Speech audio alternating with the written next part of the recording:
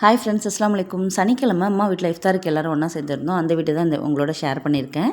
Video இன்ட்ரெஸ்டிங்காக இருக்கும், skip பண்ணாமல் பாருங்கள். வீடியோ பிடிச்சிருந்தா மறக்காமல் நம்ம சேனலுக்கு சப்ஸ்கிரைப் பண்ணி உங்கள் ஃப்ரெண்ட்ஸ் அண்ட் ஃபேமிலிக்கு ஷேர் பண்ணி சப்போர்ட் பண்ணுங்கள். வாங்க இப்போ வீடியோக்குள்ளே போகலாம்.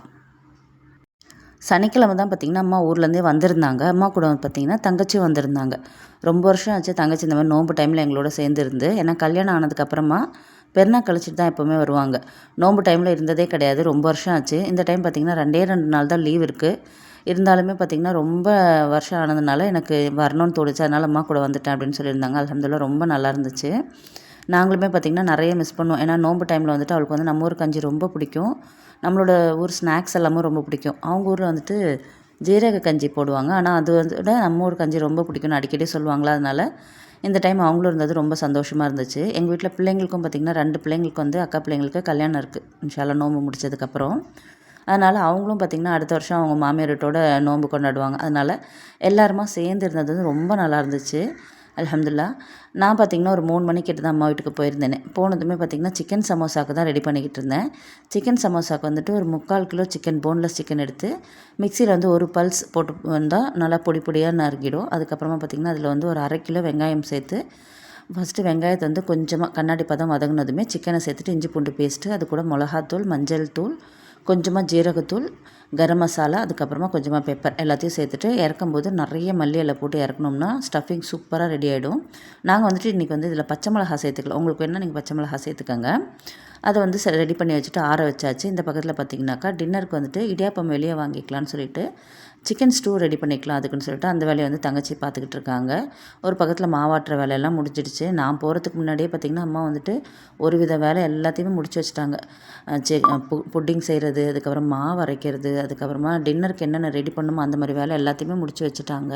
அம்மாவும் தம்பி ஒய்ஃபு அதுக்கப்புறம் தங்கச்சி எல்லாமே சேர்ந்துட்டு இந்த பக்கத்தில் வந்துட்டு மாவு ஆட்டியாச்சு.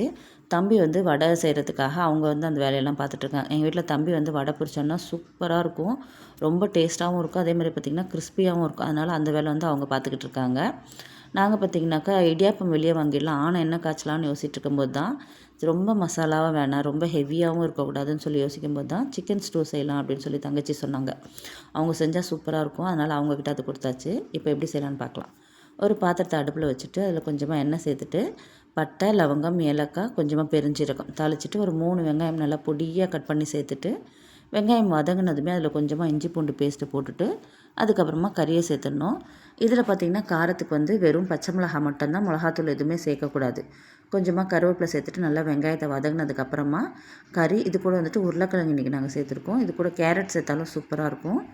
கேரட் சேர்க்குறதுக்கு பதிலாக வந்துட்டு ரொம்ப இனிப்பாக இருக்கும்னு சொல்கிறதுனால நாங்கள் வந்துட்டு வெறும் உருளைக்கிழங்கும் கறியும் சேர்த்தாச்சு. கறியும் உருளைக்கிழங்கும் கொஞ்சம் நல்லா வதங்கினதுக்கப்புறமா தக்காளி ஒரு 2 தக்காளி போட்டுட்டு நல்லா கலந்து விட்டுட்டு 2ஆம் பால் எடுத்து ஊற்றிட்டு நல்லா வேக வச்சிடணும். கறி நல்லா வெந்து லாஸ்ட்டாக இறக்கும்போது பார்த்திங்கன்னா தலைப்பாலை ஊற்றிட்டு கொஞ்சமாக மிளகுத்தூள் சேர்த்துட்டு இறக்கணும்னா சூப்பரான சிக்கன் ஸ்டூ ரெடி ஆகிடும். கண்டிப்பாக ட்ரை பண்ணி பாருங்கள். இந்த பக்கத்தில் சமோசா ஃபில்லிங்கும் ஆறிடுச்சு. சமோசா மடிக்கிறதுக்கும் ஸ்டார்ட் பண்ணியாச்சு. எல்லாமே ரெடி பண்ணி வச்சுட்டோம்னா அதுக்கப்புறம் ஒரு 5 மணிக்கு மேலே ஸ்டவ் ஆன் பண்ணி எல்லாத்தையும் வந்து பொரிச்சிடலாம் அப்படின்னு சொல்லி தான் ரெடி பண்ணியிருந்தோம். அதே மாதிரியே பார்த்திங்கன்னா டைம் போனதே தெரில, மடமடன்னு ஆளுக்கு ஒரு வேலையை தான் பார்த்துட்டு இருந்தோம். இருந்தாலும் மடமடன்னு பார்த்ததுலேயே பார்த்திங்கன்னா எல்லாமே அல்ஹம்துலில்லாஹ் ரெடி ஆகிடுச்சு. வடை பொரிக்கவும் ஸ்டார்ட் பண்ணியாச்சு.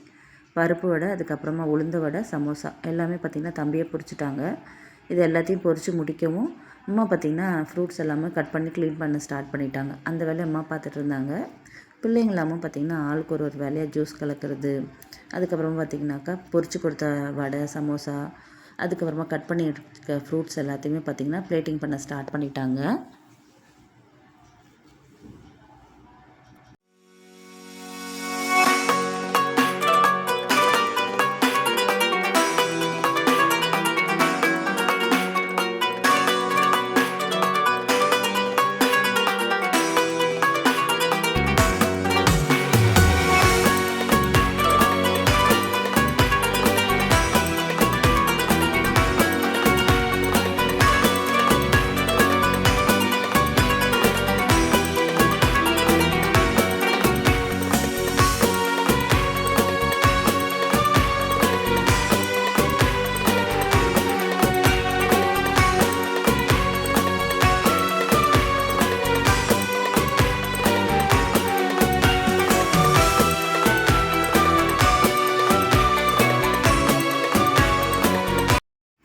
அல்ஹம்துலில்லாஹ் எல்லாமே ரெடி ஆகிடுச்சு. நானும் அக்காவும் பார்த்திங்கன்னா ஒரு பிளேட்டில் எல்லாம் தனித்தனியாக மாற்றி வச்சிடலாம், அப்போ தான் நோன்பு திறக்கிற நேரத்தில் கரெக்டாக எல்லாேருக்கும் கொடுக்க சரியாக இருக்குன்னு சொல்லிட்டு அந்த வேலையை பார்த்துக்கிட்டு இருந்தோம்.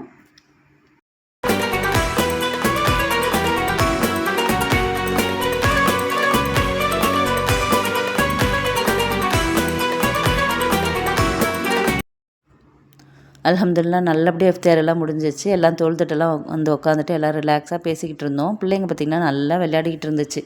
என்னோடய தங்கச்சி பிள்ளை, அதுக்கப்புறம் ஹதிமா, அதுக்கப்புறம் ஜுபுவும் கூட வந்துட்டு அவருக்கு ஒரு ஃப்ரெண்டும் வந்துடுச்சு. எங்கள் அண்ணனோட பேரனும் வந்திருந்தாங்களா, அதனால் இவங்க 2 பேரோட விளையாட்டை பார்த்துக்கிட்டே இருந்தோம். அண்ணன் பேரனுக்கு வந்து ஷாஜானுக்கு பார்த்திங்கன்னா யாரும் தூக்கக்கூடாது, எடுக்கக்கூடாது, அவர் யார்கிட்டையும் போகவும் மாட்டார். ஆனால் எல்லோரும் விளையாடுறத வந்து நின்று வேடிக்கை பார்த்துட்ருப்பாரு.